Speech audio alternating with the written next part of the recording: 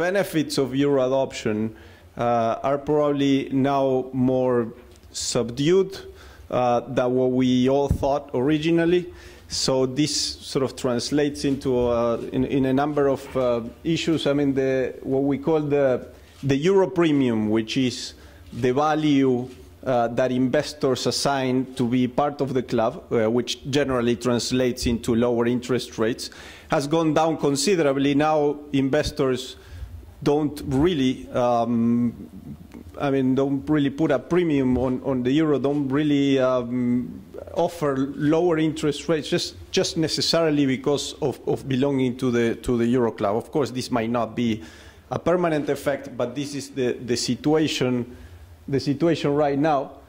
The other fundamental benefit, of course, of the euro is the access to European Central Bank liquidity and the elimination of currency mismatches. While there's been a lot of progress made in Romania in terms of reduction of currency mismatches, they still are prevalent, and the elimination of those mismatches, I mean, that have become very clear now with the Swiss franc issue, for example, but also there's issues regarding mismatches between lei and euro.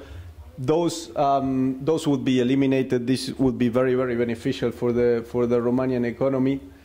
But the fundamental issues, we think, lie with the costs of euro adoption that we need to be very, very aware. Euro adoption involves the loss of monetary autonomy. This is more of an issue when the structure of the economy, as was said before, it's more different, and when it's less integrated than the rest of Europe. So I'm not going to go over this, but the paper establishes that in Romania, monetary autonomy has been valuable.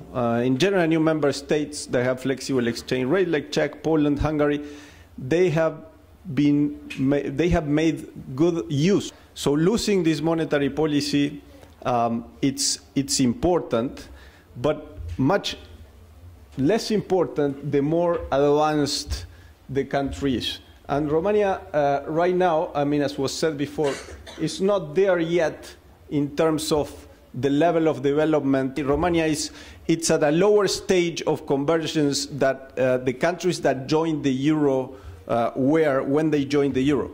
So Romania needs to do further work to be at the same level. What does it mean, further work? There's some indication there in the chart regarding, I mean, using some basic indicators from BBRD regarding some structural reforms that are not yet up to speed. This, I mean, regards, of course, privatization in Romania is falling behind, but also governance and enterprises restructuring, competition policy. I mean, all issues that we have all talked for a while. But in general, the message is policies.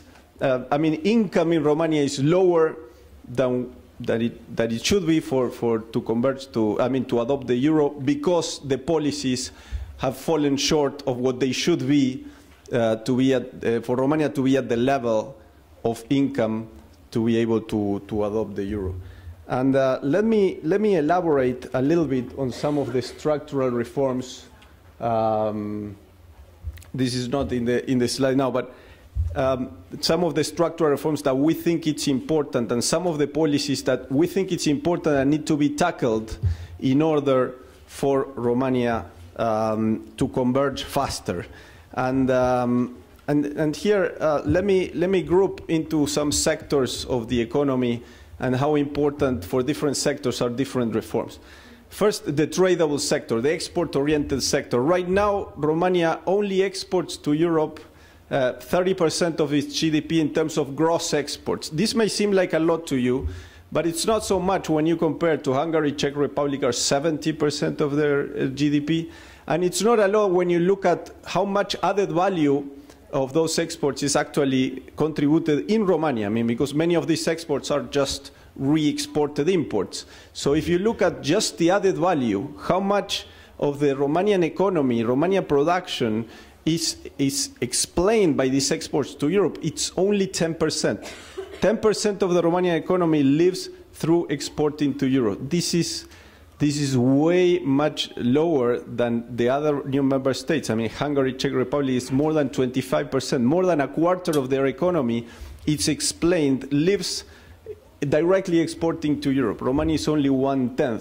There's much more that needs to be done in terms of increasing the integration into value chains, into the European supply chains, but also exports to European market. What needs to be done? I mean, clearly, Romanian main disadvantage here in order to increase exports is that it's the furthest away, I mean, it's the country that is furthest away from the core markets in Europe. This is geography. But what's shocking is that these geographical shortcomings, it's being compounded by self-inflicted deficiencies that come from the very poor infrastructure that it's not being developed. One of the papers on our Article 4 consultation showed that Romania has actually been the country that has invested the most in capital spending, not only in the region, but in Europe as a whole, or among the most. And the development, the improvement of infrastructure has been the poorest. So, again, I mean, this is the issue that Romania needs the most, is the integration to Europe, being closer to Europe, and the infrastructure deficiencies and weaknesses are not being addressed. Are the country in Europe where they are addressed the least when it's needed the most. And this is not because of lack of money. This is not because of the IMF EC program fiscal framework. I mean, Romania has spent the most in this area. It's a matter of policies. It's a matter of focus. It's a matter of consequency. It's a matter of how the decision-making process regarding infrastructure development is in place. I mean, we have tried to address some of these issues in our program with mixed success. Romania, for the first time in 25 years for this budget, tried to have a prioritized list of investment projects. Didn't go quite well, but there's some movement in that regard. Hopefully there's going to be much more for this tradable sector to continue to grow, because the potential is just huge. The non-tradable sector, meaning the part of the economy that doesn't trade with Europe, this is highly dominated by state-owned enterprise. State-owned enterprise still represent 10% of GDP. This is huge by international standards. But the problem is that it's a huge drag. I mean, there's nothing wrong that is state-owned, but it's a huge drag on the economy. This sector, it's not growing, it's not investing, it produces significant losses that have to be covered by taxpayers. It produces arrears that spill over to the rest of the economy and to the private sector transactions. So this has been a long source of frustration. It continues to be, although there's been some progress. But for Romania to grow, to converge in a sustainable way to Europe, the state-owned enterprises need to be more dynamic, more efficient, need to invest more. And again, we have some measures in the program to tackle this issue, but these measures need to be implemented more forcefully to change the fate of this sector. Another issue regarding the non-tradable sector is tax administration. And this is very close to the IMF's heart. And and there's a number of issues. I mean, people talk about tax administration in Romania and say, yeah, this is really sad. You know, there's a lot of tax evasion in Romania. These are foregone revenues that could be used to, say, develop infrastructure or improve education. Yes, this is true, but this is only part of the problem of tax administration. I mean, tax evasion, the consequence of tax evasion on the budget is only part of the problem. I wouldn't even say it's the most important part.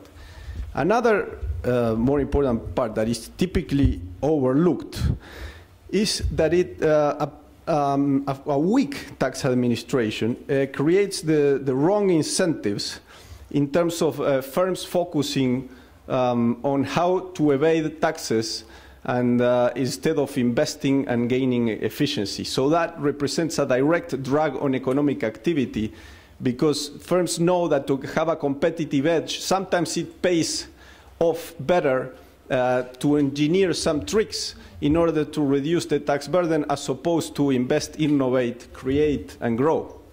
Another consequence is that it discourages investment and startups, because if you know that you have to compete with firms that have developed a much more sophisticated approach for tax avoidance and tax evasion, it's very difficult for a startup to compete. And we have plenty of examples that investment sectors, that investment is discouraged because there's no level playing field, there's no fair competition, and that is a drag on investment and economic activity as a whole. I mean, mostly when it comes to the non-tradable sector.